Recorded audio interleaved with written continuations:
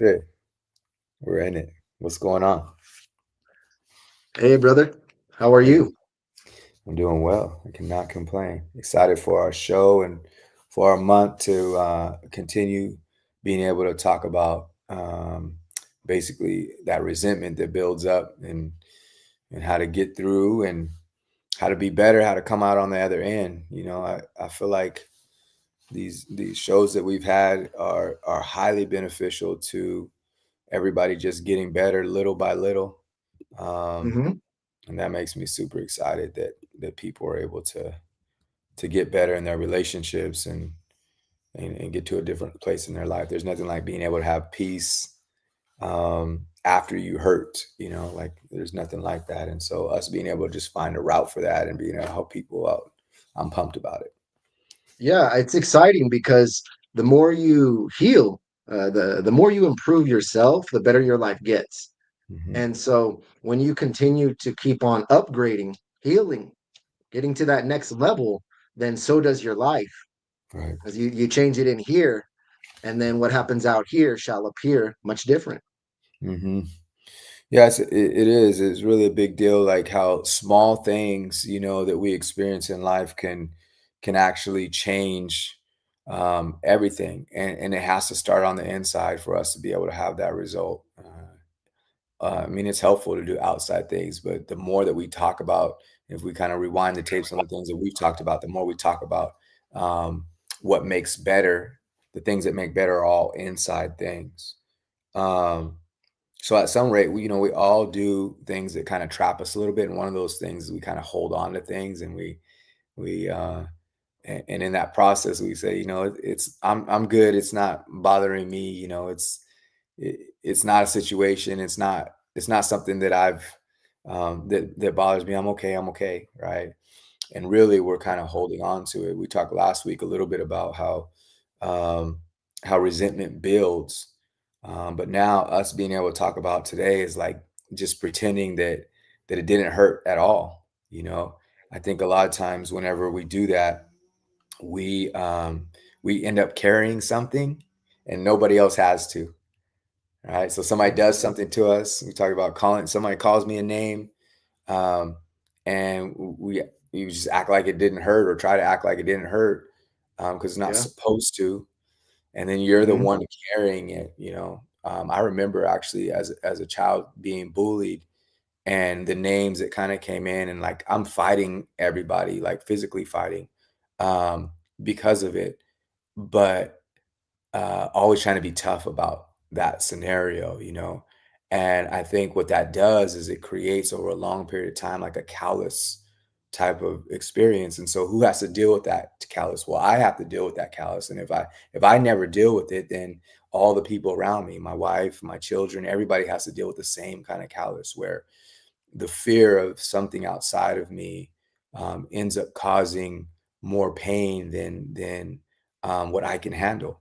And so, what we can handle as children is very different than what we can handle as adults. But sometimes we're left with those kinds of experiences where we pretend it's not hurting to kind of block it, but we never let our forearm up, or Hmm. down. So I think that's something we want to be able to discuss today. Is like um, sometimes like we think that we've moved on, but it's not true. We haven't. We were pretending like it didn't hurt at all. Yep. And that's what we do. And what makes it challenging sometimes to let go of things or feel like we have to be tough about them is when we get shamed for Mhm. you still holding on to that. You still, man, come on now. Like Yeah. we get convinced that how we feel isn't, the right way to feel. Hmm. It's our fault for not being able to let it go. Right. Or even growing up in environments or even having, the people or those around you, you know, uh, having that kind of, energy, man, and then that's what you hear so much even growing up too. And then the friends around you, just don't worry about it, man, just focus on other things. Yeah, all right. And when that happens, you really don't process. And if you do, it's like processing like instant coffee, just Yeah. just right away, not Right. really embracing or understanding how it all made you feel and what path to pick and how to get there moving forward. Yeah. And the thing that I think that blocks us from, if we're not able to like actually say, "Hey, that hurt," is the ability to forgive, which is kind of weird. Like I said earlier, like I was fighting when I was getting bullied, but that wasn't the answer to really do things differently. The answer is really forgiveness, which that doesn't always seem like the answer either, because it feels like we're giving somebody a pass. We'll get into forgiveness later, but I know that that's a thing that it blocks. We actually have a question from a listener that I think will help us to kind of like tie in this message, which is I forgave my partner, but I still feel angry sometimes. Does that mean I don't really forgive them? So if you were answering that question, how would you answer that question to that client, I guess, in this case, listener? Repeat repeat the question because I Yeah, I thought you think, were referring to another question. I see a question in the gram. I'm uh-huh. not sure where that one came from. Yeah, but can you repeat that question and then maybe we'll get to the next question? Yeah, I forgave my partner, but I still feel angry sometimes. Does that mean I don't really forgive them? Uh, yeah, so it can, but you see, the thing with forgiveness is it comes in stages. And so just because you forgive somebody one day doesn't mean something will happen the next day that will trigger a thought and a feeling, and then everything surfaces again. And so it does, take time with forgiveness. That's why when I say when it comes to forgiveness, whether you are asking for forgiveness, forgiving forgiveness, whatever it is, you be redundant about it. Hmm. And over time, that's when the forgiveness actually sinks in. But it also may not be. Here's one thing to be aware of as well, to that person is you may be forgiving them, but maybe you're not forgiving yourself. And so that also can happen too. Maybe you forgave them, but you didn't forgive the other person. Maybe you forgave them, but you didn't forgive the situation. Maybe you forgave them, but you didn't forgive yourself. Maybe you forgave yourself, but you still haven't forgiven all those Hmm. other people or Right. whatever it is. Yeah. Yeah, that's a good point. I love that because a lot of times, you guys, whenever we're going through a hard scenario, there's unseen part of this unspoken part where we think for ourselves, or at least subconsciously, it's like, man, how could I have been so weak to go to have to actually to not see what I should have been seeing, right? Or how come I wasn't enough? It's all those things that they're subconscious messages that, yeah, we are have to sometimes forgive ourselves for certain aspects of what's going on. For our listener, I don't think that it means that you haven't really forgiven somebody just because you feel angry. Angry is an outcome not of forgive or not forgive. Angry is an outcome of us being hurt or having broken expectations. And so if you feel angry, it's because of where your expectations were at. It's because of the thing that you assumed didn't happen, right? Or it's the thing that you assumed would happen did not happen. And the more those things happen in our lives, we will feel some derivative of anger, whether it's rage or bothered or irritated, or we'll just maybe call it angry. And so I don't think that that also means that I didn't forgive. So I can do forgive, and kind of like what Fit was describing, forgive is something that happens over a period of time that you keep working on, and actually can get stronger. I believe that forgiveness can get stronger the more you understand what it actually is. So here's what forgiveness is not. Forgiveness is not okaying what another person did. Here's what forgiveness is. Forgiveness is allowing yourself to not be tied to the hardship that somebody else created for you or in their own lives, right? And so the more we forgive, we're not carrying something around that doesn't belong to us, right? There are certain things, because we're connected to people, when somebody else is hurting, that hurt gets on us, we will feel. That means there will be anger. It does not mean that you haven't forgiven. Forgiven says, okay, I have let go of being tied to those outcomes that got created by somebody else. Okay. So I think that's a really big deal. We won't measure whether we forgive on how we feel about the scenario, because we can still feel sad or hurt. That won't move your emotions. Okay. Mhm. Anything else you wanted to add to that for our listener, Fit? Well, it seems like there's some comments going on, and I wanted to show them some care as Yeah, well, let's do it. if Let's we do it. could. Yeah. Um, Recently, I came to know about my husband's illicit relation with another woman who is also married with two kids. That's not really the question, but I see that there's a follow up. He is behaving as if he has not done anything wrong. Now he wants to give me divorce as the reason is because I'm not forgiving him. So Mhm. that actually does tie into what we were talking about. Okay. What do you think of that? You know, I always don't answer the questions because I hear the questions and then I know that there's More. something else. So a couple of things is um, forgiveness can't be the reason for divorce when infidelity is in a relationship, right?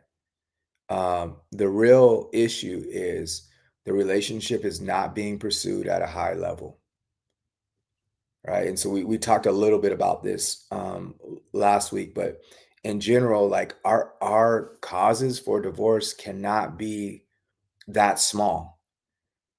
When it comes time to us wanting to get a divorce or not, or wanting to be in the relationship, that we have to have a bigger sight in mind. So we have to have a bigger vision. There has to be something else in our minds about what it is that we're trying to do in the relationship. So if I hurt somebody in my relationship, the responsibility isn't now for that other person to be different, for me to be okay. I can't point fingers. In relationship, matter of fact, even if nobody is hurting anybody else, the relationship responsibility is I need to do the best that I can do and be the best that I possibly can be so this relationship and the other people around me can thrive. That's what's needed.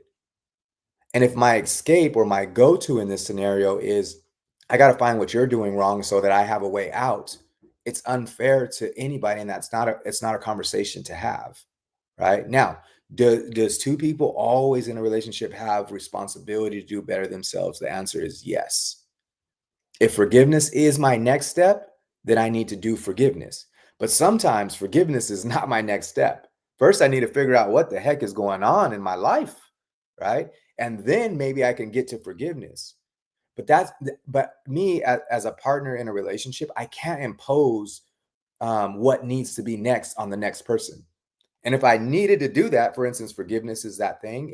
If I could impose that on the next person, I probably have to impose it on myself first. What do I need to do next to be in a better situation to create a better scenario? Right. Mm. So, and I think it's so difficult because I hear the question, but at the same time, I'm thinking like it's not really a whether I forgive or forgive problem.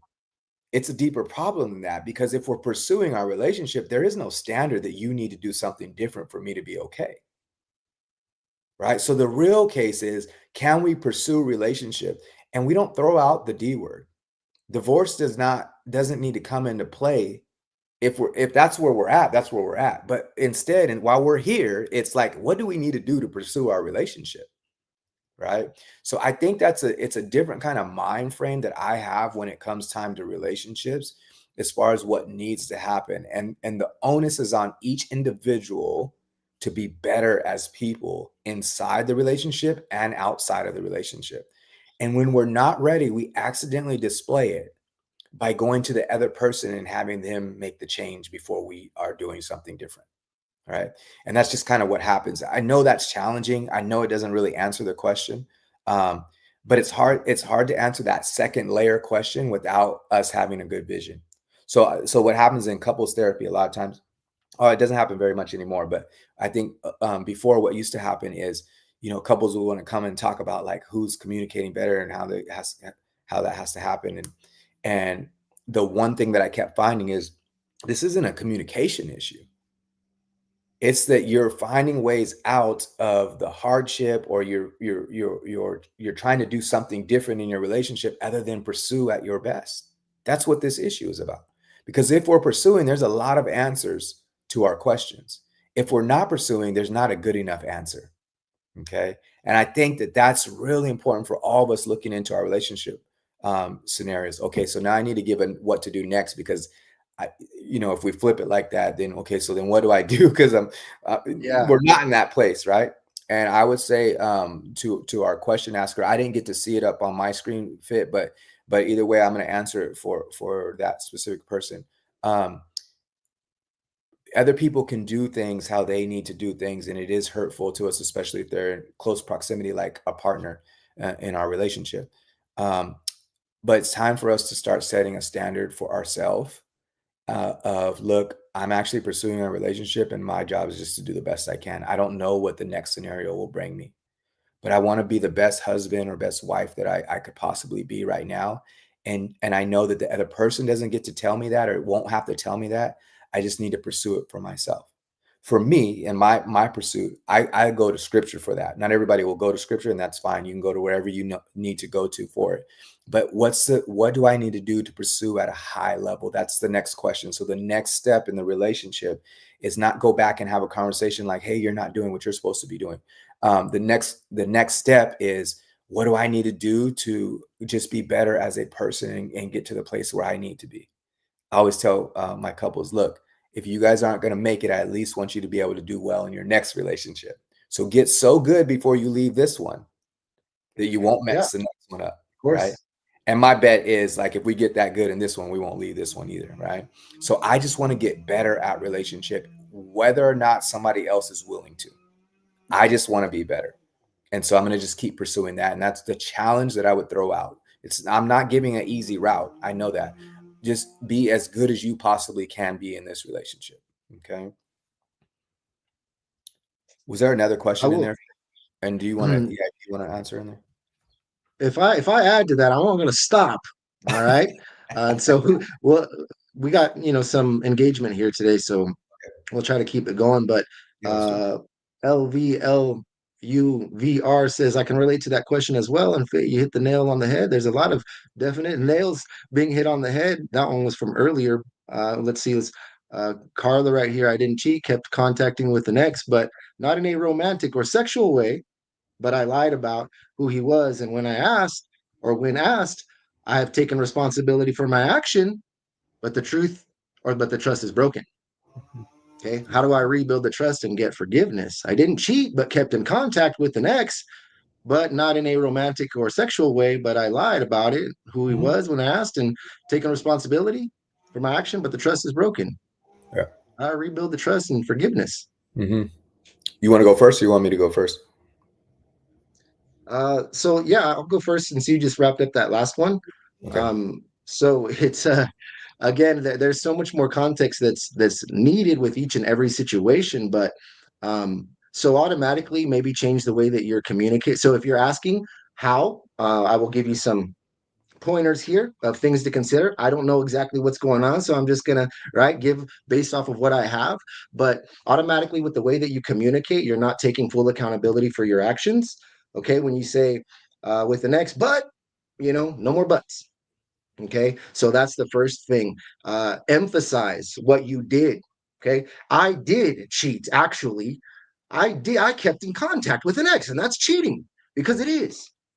And so you're gonna get me fired up because I want to help, Hmm. because these points are so important, right? The perspective and the way that you look at things. Because if your partner gets the idea that you're looking at things, that what I did wasn't really wrong, okay, then that is going to prevent them from forgiving you, because they're going to go, well, why would I forgive you if you're not even sorry for what you've done, because you believe that what you've done wasn't really wrong. So why, so already that alone right there. And so responsibility for your action first and foremost. And I believe you are. I believe you are. But let's take full responsibility by that as well on that end. That's just for the lack of information that I have to best Yeah. guide you for just a little bit, again, the information that I have. Yeah. I think Mr. that, yeah, I think that's super useful. I like that. Like taking full responsibility by accident, we might minimize what we're doing because we don't feel like what we were doing was as bad. But in the process of doing that, then you're missing the hurt of the other person, and then you're telling them that you're missing it, right? And so I like what you're talking about, to be able to like mention at least like I know like what I did wasn't, I'm taking full responsibility, right? So I like that fit. Um, the other part that I would say, and this, this is a theme that I really want our couples that get on here with us to look at, our people who get on here. I want them to start looking at this as much as possible, which is like, you can't go buy trust from the store. You can't go buy mistrust from the store. So where do you get that from? You create it in your mind through your beliefs and feelings and your mixture of concoction whatever it is that you do to say, I trust or I do not trust you. We have to create that as people. So a lot of times what the idea of lack of trust comes from is where we're looking. Anytime we think of like lack, it's a vision or a focus issue in our relationship. So for both people in the relationship, both of us have to focus on the goodness that we have and the opportunities that we have, and being able to focus on changing that around as much as possible. So what are we doing in our relationship to, one is be able to look at what it is that where we want to go, but then also to start creating where we want to go. And the more that you guys switch that over, then you create a different concoction besides not trusting each other.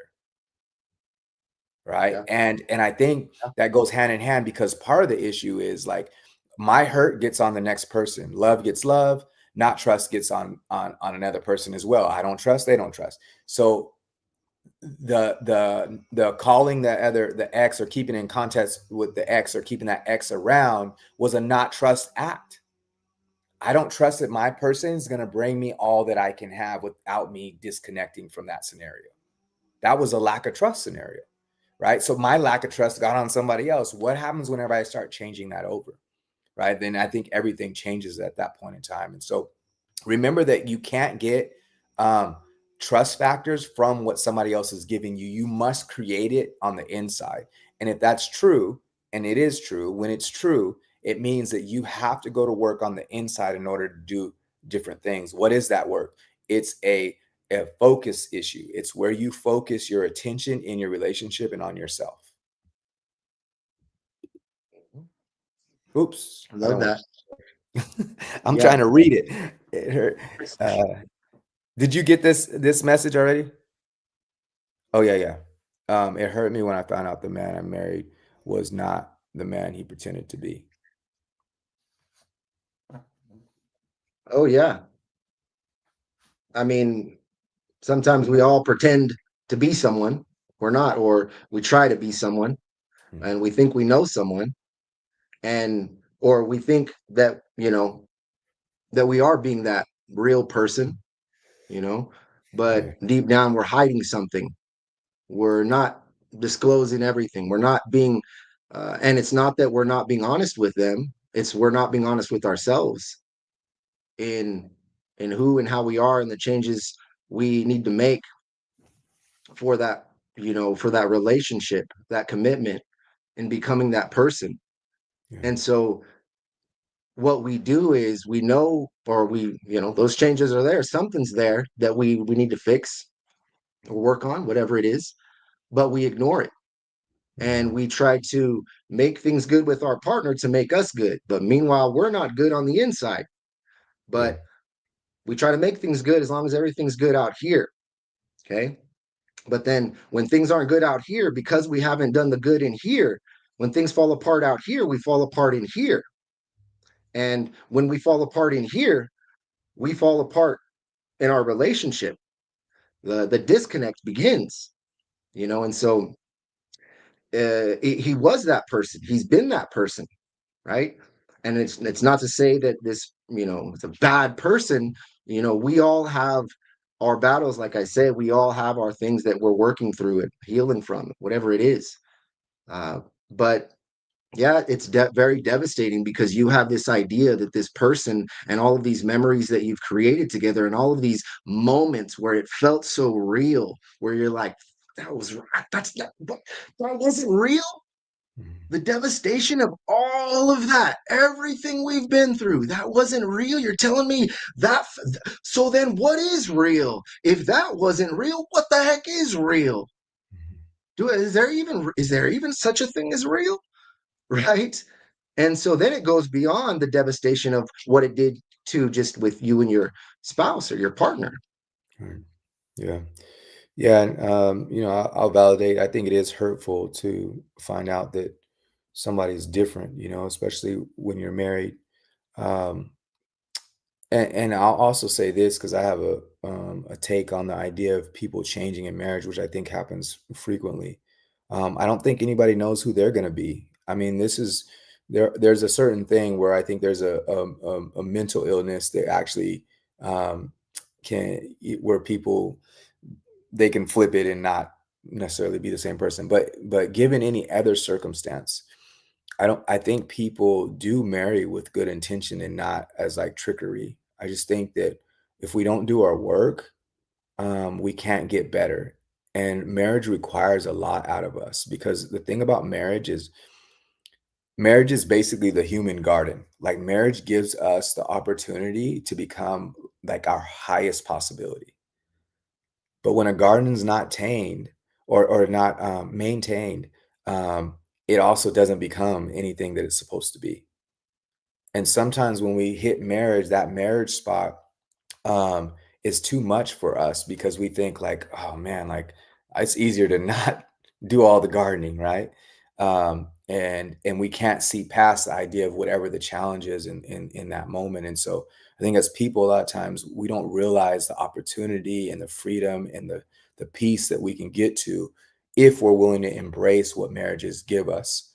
And so the battle ensues. Instead, it feels like control and a lot of different things that might be messing with our trauma experiences, and that makes it super difficult. Okay, so I think that that is a disappointing thing. Nobody's going to be the same after they're married. I really believe that. I feel like people either get better or worse. And it's I think people might maintain being them, but I think ultimately if they fully embrace the marriage, like I think we get better as people, because the requirement that it takes to be able to constantly live and serve, live with and serve someone else. So yeah, I wish you the best. I think it was Fox that shared that. So Mhm. there's another question that I have. Do you have more questions on your end? I believe so, but let's get with Okay. one of yours. This I one see was that just just a couple of comments real quick. Uh, LV, is that Lover? She said, "Oops, that was too quickly. I'm still healing, and he is too. Have no curiosity about the affair. Is that okay?" So yeah, it's all right. We're just coming in here, reading and answering questions, and thank you both for the advice all the way from the UK. Hey, from the UK, I love the people from the UK. I've had so many clients from the UK. It's really cool. nice. And just for coming text, it's a LDR relationship to where we only see each other every 2 weeks. Where he lives in Spain. That sounds very interesting. That sounds very interesting. So there's a lot there. That's all I have on my end. Okay. Um, Cool Beans says my husband doesn't want me to go to counseling. Basically, it hasn't been a good experience. And then, do we have any kind of book, any suggestions on self-help books? My first book's going to be the scripture. Definitely tap into the Bible, and then I'll throw out a couple more after you throw out one fit. Um, there's so many. I mean, it just depends on what you exactly want to accomplish with a self-help book. But one book I always recommend to everybody, and I wouldn't consider it a self-help book, but it's where I started. Actually, when I first started learning about psychology was through The Art of Seduction. Mm, Right? It's by mm, Robert Greene. So mhm, most one of the most sold books ever in the history of books. The Art of Seduction and mhm. learning how to properly seduce, right? And this book can be used for good and evil, right? For me, back then, I used it for evil. I For was for I evil. was tired of the heartbreak and tired of being sad and tired of being rejected. And I just nope, not gonna have it anymore. Mhm. But anyways, but that definitely can teach you a lot about yourself Yeah, and learning about yourself and vulnerabilities and insecurities and how to actually spot those in others and how to work with them to not to learn about them, to learn how to not hurt them, to learn yeah, how to work with them, to actually encourage them or communicate with them, how they prefer to be communicated with, and how to actually get through to them. And yes, it's a long book.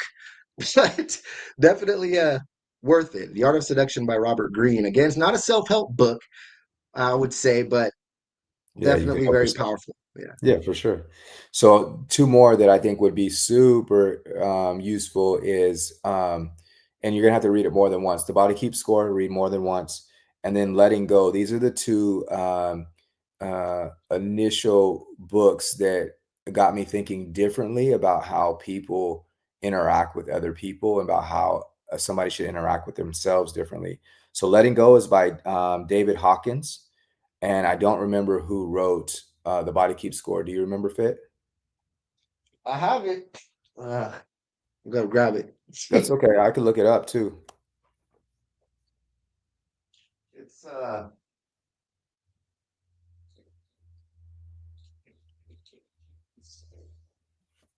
Vessel van der Yeah, that's Kolk. right. Vanderkolk. Yeah, Vanderkolk. There we go. Vessel Van der Vanderkolk. Yeah. Kolk. There we Yep. So those two books right there are huge. And just a response about not following Christ. Like, it's okay if people don't follow Christ. I think it's huge just for us to be able to know the psychology of the Bible and understand it on a different level. So now when we read it and we understand it on a different kind of level, the psychology helps us to deal with things in effective ways because we go to the right situations now. And that's how I actually as much as possible. And nowadays, there are so many opportunities for us to study the Bible in a different kind of way. Um, and so I would say, yeah, I wouldn't impose my views on anybody, especially biblically when somebody doesn't believe in certain things, it's fine. But we can still interact with and then have conversations the same way based on our reading. And I also believe, kind of like the Shine Campus concept, which is the sun shines no matter what. And so the sun only knows one thing to do, and that's shine. So all of its processes are built so that it can create the energy that emits light. Notice I said it so it could create the energy that emits light. Its focus is not even on shining, really. It just does that, right? And so it doesn't care if people are out sunbathing, like, "Ooh, get me," or people are in the air conditioner, like, "I can't stand it." It still does its shine. And so I think as people, we want to just fill ourselves up as much as possible, and then I think at that point in time, if we're focused on just shining, then anything that could fill us up like that will do it. Okay. All right. Any other comments that you see fit that we got to respond to? Nope, none yet. Not right now. None yet. All right. Man, we are banging away on the comments. I love that. You guys will keep it coming. One of the things that I want to make sure that we do talk about a little bit is just being able to break the pattern. And so we spent a little bit of time on the comments, but I said earlier we'd talk about forgiveness. And so for me, us being able to think about forgiveness differently, which forgiving isn't about acting like nothing happened. And I think too often we get that concept mixed up about what forgiveness actually means. And so if I forgive, I don't mention it anymore, or if I forgive, I forget about it. And none of those things are actually true or even healthy. And so for us, we really have to be able to say like what hurt us in a truthful way.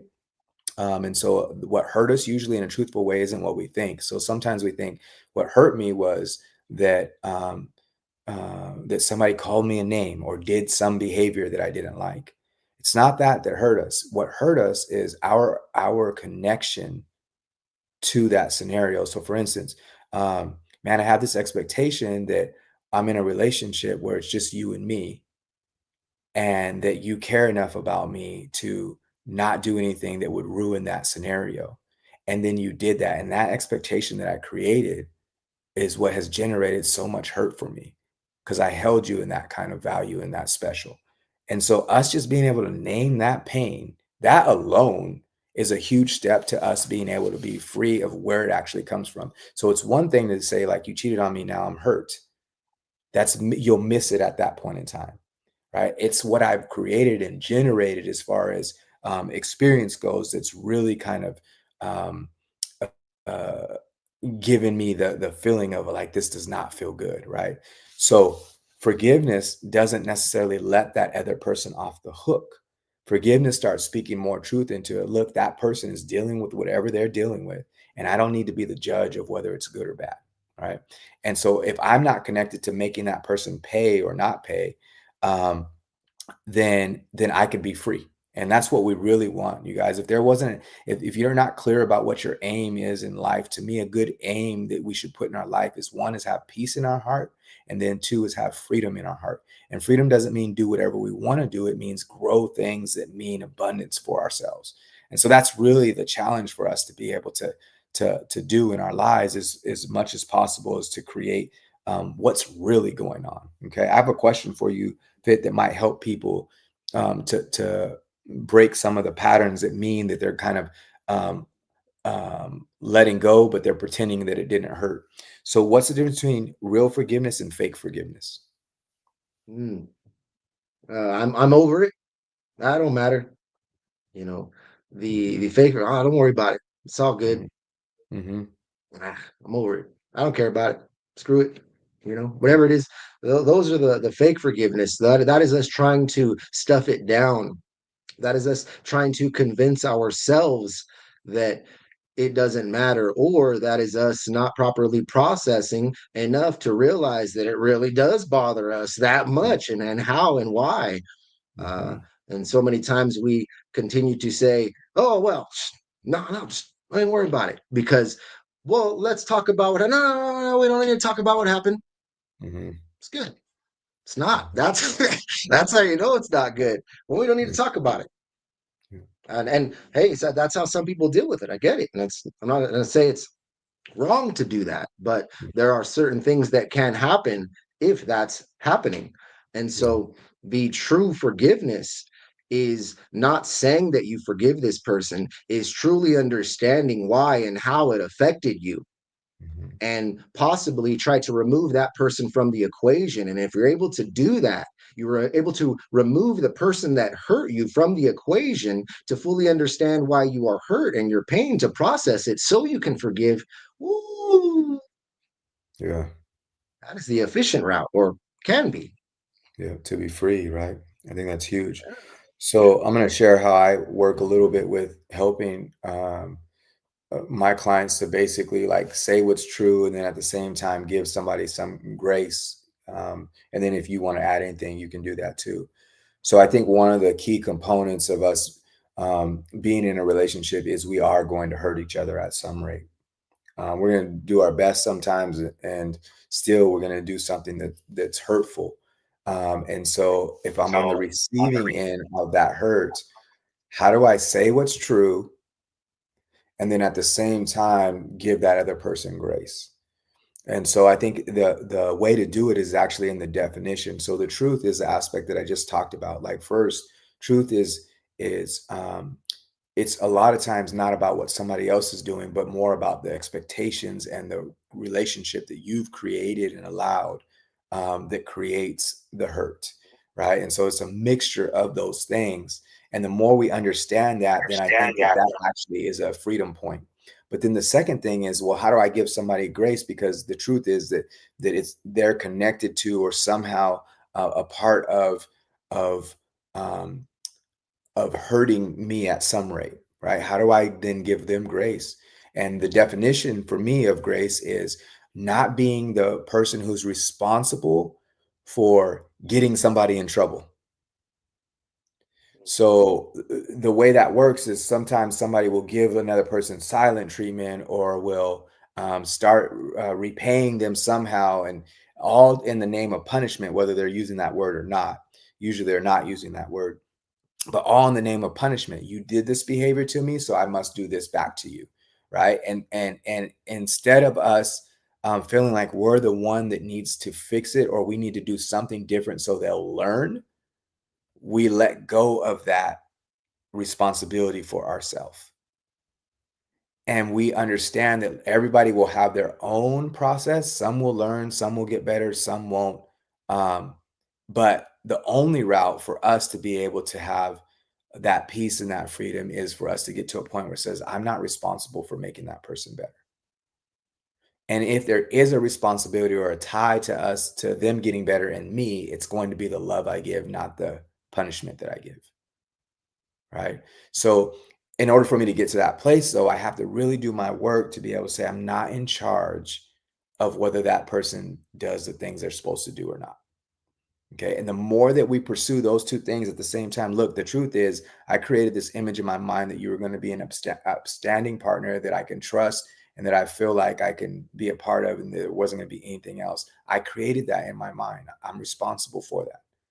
I can see now that there's something else there, and that's hurtful to me. That's the truth. But I'm also not going to be responsible for your behavior or trying to punish you because you did what you did. My next step is to grow as a person and see what that creates for me, right? And the more that we can look at that, that gives us the truth and the grace opportunity. So I'm not tied to or stuck in trying to punish somebody and move them around like, there you go again, you got on your phone again when you weren't supposed to, and that kind of scenario keeps happening. And I got to keep watching, right? And so we're kind of freeing ourselves from that. Any other ways that you want to add that you help clients to hold truth and grace at the same time? Yeah. I mean, just a lot of the basic factors or the philosophies that I teach of accountability, right? Mhm. But it is, expressing, hey, this is what's going on. This is causing the issue. This is what's happening, right? Expressing Yeah. it. This is what the problem is or whatever. Yeah. And it's very freeing. And because there's a resistance. There's this pressure. There's this just when you're trying to make somebody change, you can't make somebody change. Not only that, why would you want to? Mhm. Right? In their change, you can support their change, right? But that must be someone within deciding that they desire the change because they realize they need and want to. Mhm. But the moment you start to try to make someone else change, realize that you are changing when you are doing that. Right. How does that change you to try to make your partner change for you or change for the relationship? Mhm. Right. So that in there in itself can be demoralizing, Yeah. right? Yeah. But again, giving the grace and saying, hey, when it comes to your issues are causing problems in our relationship. But when it comes to that, my name is Raul, and this is between y'all. Let's do it. I'm here to love. That's That's what for I'm here to you. do. Yeah, I love it. So there's a follow-up question that says, how do you forgive yourself? And so if you've well, it doesn't really matter like what the scenario is. To me, it doesn't matter what the scenario is. The route for forgiving ourselves is always the same. The route for forgiving ourselves is a focus on being able to get to the things that we want to be a part of versus the things that we've already been a part of. So what that looks like in real life is no matter what the transgression was, let's say that somebody cheated on us and we feel like, man, I should have done more, I should have done better, any kind of should that we would have done on ourselves. Um, the forgiveness is the way we do the forgiveness, the process is being focused on, look, I'm going to keep getting better as a person, period. That's where my attention has to go. If I keep focusing on, we will not forgive ourselves if we keep focusing on the things that we weren't. We won't forgive ourselves if we keep focusing on the things our relationship didn't have, right? Even if you were the person who did the cheating, okay? So the important part is you have to be able to focus on where you want to be and doing the things that you want to be a part of. Brene Brown, I love the way she says it. She says like forgiveness has always been tied to letting something die.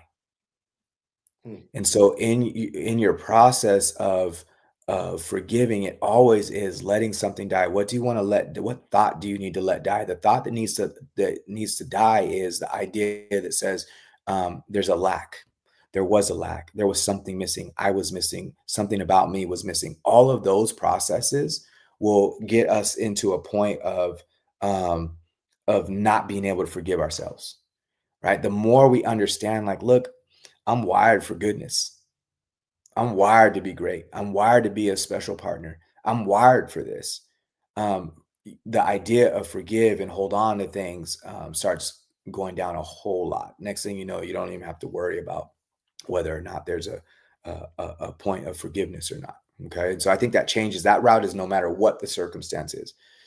The hardest part of that is sometimes figuring out what to let die. And I'm telling you right now, the code or the Mhm, secret sauce mhm. is finding out what's the part where I was looking at what I was missing. So as long as I'm looking at what I'm missing, I need to let that part die, and then we're gonna be in a better spot. Okay. All right. Hey, we're in my favorite spot right now, which is the red flag or real talk. But we got a different kind of edition today. Yeah, All yeah, right. there's a lot of comments coming Forgive. in and I'm loving it. I Sweet. see more, but I Oh, mean, no. it's up to We you, can get Mr. to them. Castro, where you want to take it if we want to do No, that. I let's mean, let's get to them before we get into it. Because my more favorite part is when people comment and we're having conversation with them. um uh SK Steam, I think or Steam. I've said that, well, my boyfriend of 20 years can only say I made a mistake. I'm sorry, but he never explains where the behavior comes from. I told him I'm insulted because he's betrayed me. He does try to tell me to get over it. I've confronted him asking if he needs an open relationship, but he says no, but the behavior is of a single man. He's done something every year for almost 20 years. Okay. Uh, yeah. And so there's no real question there, but it just goes to the ongoing. If you don't know why, if you don't even feel like you want to know why, or the why of your own issues, feeling like you even need to, or convincing yourself that you don't need to, or whatever it is. But it just speaks to, if you don't get to the roots of why you do something and begin to rewire your brain and body to no longer be that person. It's not about just not cheating anymore. It's about becoming the person. Okay. And so, but Kathy Fox and Cool Beans in here showing a lot of love and support. Kathy says it helps to talk about what hurt because it heals at the same time. Got my cousin in here, Jaleesa. Good morning. Good All morning. right. Happy sunrise. Hey, we got to, Prima, we got to do a video together, a dance video together. Okay. Boom. Cool Beans is asking, how do you forgive yourself? Yeah, I Mr. saw that Castro, one. We how got do that you one. forgive yourself? Yeah. Yeah, we talked about that one earlier. I saw that and responded to that one. Okay. Okay. Let's respond a little bit more to our friend who was in that 20-year relationship, and this is a challenge that I'm going to give instead of an answer to a question, and I think that'll be useful. So I want to challenge that relationship to aim higher. I want to challenge that relationship to want to want to get to a spot of actually being together and moving forward in their relationship, right? Like there's different levels to relationship where, you know, we can still like interact in as if we're boyfriend and girlfriend, or and do things that don't mean like move forward and make each other better. But let's have a bigger vision for ourselves and our relationship and challenge each of us as individuals. Not that I need to impose this on the next person, but me as the partner in the relationship to go more, to want more out of my relationship, right? Instead of us interacting with um the things that mean like, oh, you know what, like I'm gonna ask for forgiveness every year, over the same scenario. What do I need to do to where I'm not in that situation? So what's the work that I need to do? And that's where I'm throwing out the challenges. Like the challenge is to be better in your relationship. So that means that go to work, start pushing on who you're being so that this next year you're not asking for forgiveness. You're pursuing higher and you're asking, can we go somewhere together? Or can we do this next thing in our relationship together? Can we make this next step in our relationship? Right. And those are move forward concepts. Those are let's get better concepts in our relationship. Okay. It seems like, though, when one person wants to get better, the other person doesn't, and uh, it can lead to that. But, the question is, she wants to know, when is enough enough? Hmm. When I try Um, to leave, he begs me to stay. And that's the thing. that is the thing, is guilting your partner. And I'm not, here to try to emphasize on anything to, make it shed a bad light on anything, but guilting someone for wanting to do what's best for them because you keep hurting them, and they are there giving you chance after chance, and then you guilt them for leaving you. And this happens so many times. I'm not saying this is the case in this one, but if you leave me, I'm gonna Yeah. well, that's, oh, you're gonna leave me, okay, well then I'm out of here. Then what reason do I have to live, and all this stuff? And so we're Mhm. getting into something a little deeper there, but that does happen, Mhm. and so in those case scenarios, again, I mean, that's a, I can get into that, but I mean, Mr. Castro, I mean, what's your thoughts? Yeah, so I mean, we don't have to decide enough is enough, and this is hard for me without speaking specifically to that person, but like you won't ever have to decide enough is enough. Just keep working on your pieces, and you'll see like people fall off. The only reason why somebody gets to say enough is enough is because or why another person could say leave and or don't leave and I don't leave is because I'm not done doing my work yet. But as soon as I get done doing my work and I'm working and I do all the things I have to, one is the question probably won't come in to stay or not. They'll know like, hey, it's a wrap, right? The second part is I won't even have a question. I'm already done because I'm past that part of being in my life, right? And so you won't even have to ask the question of when is enough enough. It's whenever you do that work, like, you start becoming that thing, and you understand, like, this doesn't move the way that I need it to move. I don't see that person doing their work or making their progress.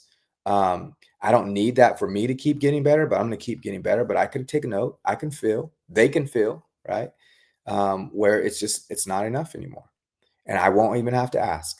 So that time is coming, just keep pursuing the best that you can do in the relationship. Don't allow whatever the relationship is doing to become who you are. And that's really difficult because a lot of times that person does something, so I'm going to start being this way. And I don't want you to deteriorate because of what somebody else is doing as a person. You still be the most that you possibly can in a relationship. Now that's part of the challenge that I'm giving as far as higher level relationship, right? And so will it fall off? I mean, it can. If somebody's not ready to move in that direction, and they start seeing goodness, only certain people can go to Disneyland. It only attracts certain amount of people. There's a lot of combination. You need time, you need money, you need to be able to get away, you need family, you need to be interested. There's a lot of things that go into that. Only certain people. Not everybody goes to Disneyland. Same thing for us as people. Only certain people can stay whenever we get to this level. Maybe a certain amount of people could stay when we're here, but then as we go here, or let's not even do it levels because that seems like higher or lower. Only certain people could stay whenever we're here versus whenever we're here or here, right? Like that matches a certain kind of person and interaction.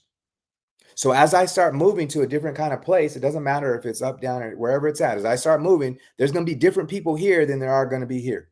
Period. That's what happens. So my job is just to keep pursuing me and then trust the work that I do. Trust the work that I do. Okay. Mhm. Yeah. Yep. The work. It's all about the work.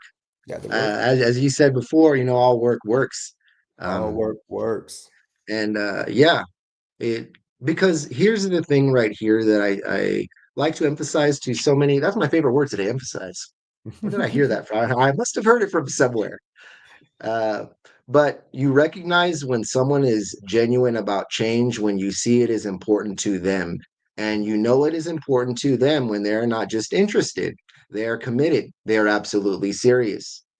Mhm. Uh, and you will see them. They will continue to do that because it's important to them, because they've realized of all of the things they've done in their life, this is the source of it. And so this source is causing the other sources in my life, sources, people, things, situations, right? Opportunities, whatever it is, to crumble. They're having a negative effect as a result of this right here. And Mhm. so that's when that becomes important to you, That when you're going, I'm no longer concerned with if I change, I'm going to save my marriage or get my relationship or stop them from leaving me. When you go, I'm changing because it's what's right. Mhm. And where that leads me is going to be in the right place Mhm. because I'm right here. And then now things will be right here because you're absolutely right. In a metaphorical sense, not everybody can go to Disneyland here. Mhm. You see all the Yeah, complications of it, not for being sure. ready to go to Disneyland. Yeah. Yeah. It's so important. I'm gonna emphasize what you just a part that you said, Fit, which is like you can't necessarily wait on what that other person is doing. That's the difference between us being on the bumper in the cars driving, holding on for dear life, and being in the driver's seat. And we want to be in the driver's seat. We do not want to be on the bumper whenever the car is moving. We want to be in the driver's seat. We don't even want to be in the passenger. We want to be in the driver's seat. So the challenge for us is like, I'm not waiting on what you're doing to decide what I'm going to do. I'm driving. And as I drive, if you happen to be at one of my stops or inside the passenger seat or you're ready to roll with me, whatever it is, come on. If you're not, you either get on the bumper or you get out. Like that, those, and you don't got to say those words to anybody, but that has to be the focus. Like the focus has to be, I have to get to the spot myself, right? I need to make sure I do that because I that's what creates readiness for a relationship. That's what creates readiness for a relationship when I can get to a place that a person who when I can become the person who can have a relationship, right? So, I hope that's helpful to our listener. All right, we have a word that we'll give out today. I want to give the reset too, but I'm gonna just run over the reset real quick. I think that Okay. that'll okay. So the reset, I'll run over it. So first, you guys, because I want to be able to give you guys something to help you to say, look, I'm gonna go ahead and let go of something without pretending that it didn't hurt. What's the first thing? Well, first is you got to name it, and we talked about how to name it earlier. Whenever we're talking about, and you could rewind the tapes on it, but whenever we're talking about being able to say what it really is, that's super important. And then allow yourself to feel what's going on without having to judge it, without having to be a person that says, oh, I shouldn't feel this way, I shouldn't have done this. Anytime you're shooting on yourself, I remember my very first mentor talked about shooting. He says, do not shoot on yourself. That's probably the thing that gets the most messy, right? And so when you do feel something, you want to say that that is an okay way of feeling or experiencing what's going on. And the ultimate to me is this last step, which is, can you really release it? And so the more that you are able to say, look, I don't have to be tied to this. As much as I experience that, I don't have to be tied to it. And there are different ways to be able um, to do that. But one of the more useful ways for you to be able to do this, and this would probably be something I would do. You guys can create something like that. I think a lot of things have to be right brain for them to process through. And so you could literally draw a picture of whatever the thing is, even if it was in a word. Like, um, let's say that somebody's called you a name, and you can draw that name out or write that name out, and then bundle it and throw it away, and make sure you take it out on the day's trash that's supposed to happen, right? Like that actual interaction gives you a chance to be able to move on releasing it, right? And so anything that's like that, you guys would be able uh, to do. Okay. Um, so yeah, Fit. Anything else you want to add?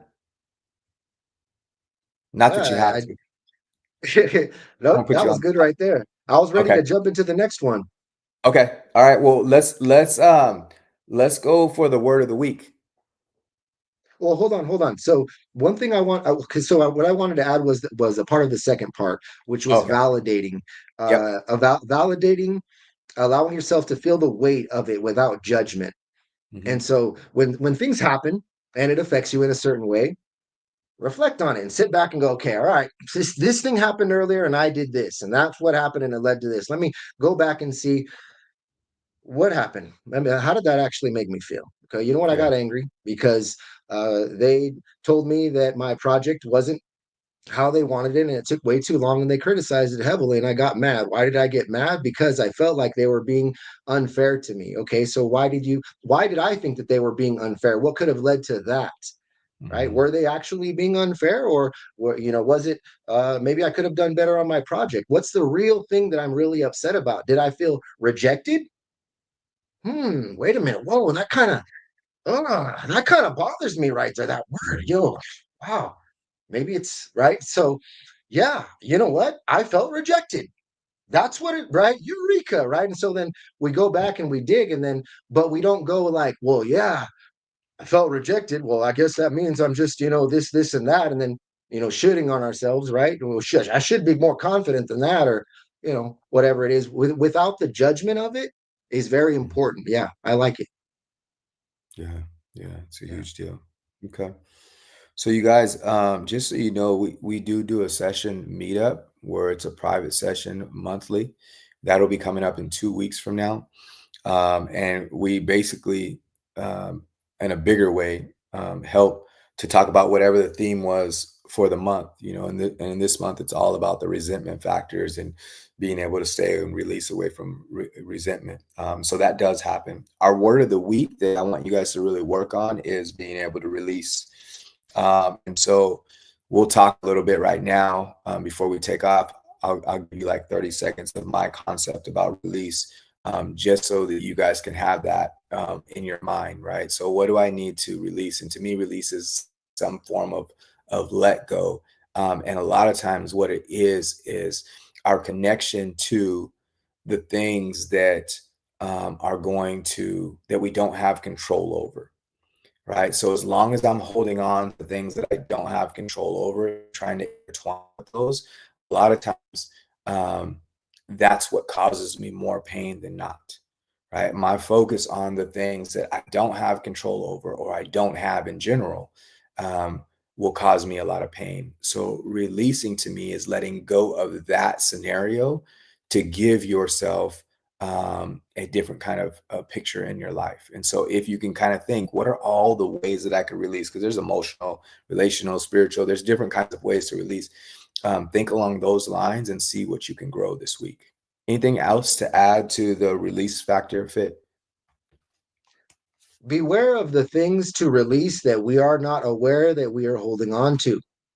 So when you go in and you command to release, whether it's in a journal or a meditation, and you say, I now release everything that I've been worried about. I now release this weight that's been on my shoulders. I now release anything that I know that I'm holding on to, and anything and everything that I may not know I'm holding on to. Mhm.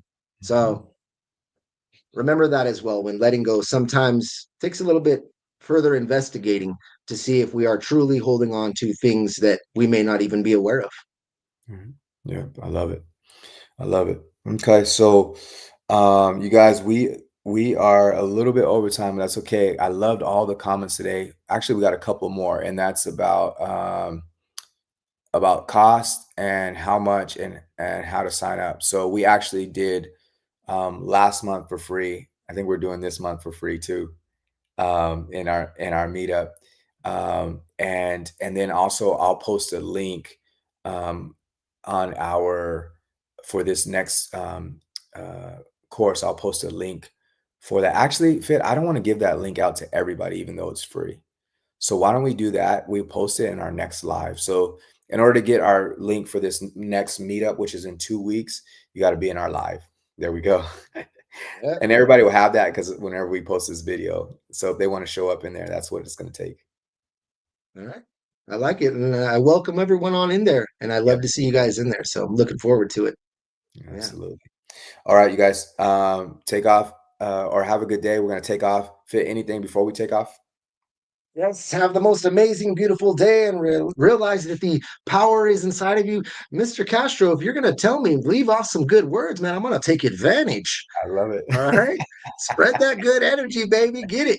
Right. That's all I got. Yes. I'll just stop there because I'll go Yeah, on. he says, get it. That's what I'm talking about. All right, you guys, enjoy your day. We'll talk to you soon. Bye, you guys.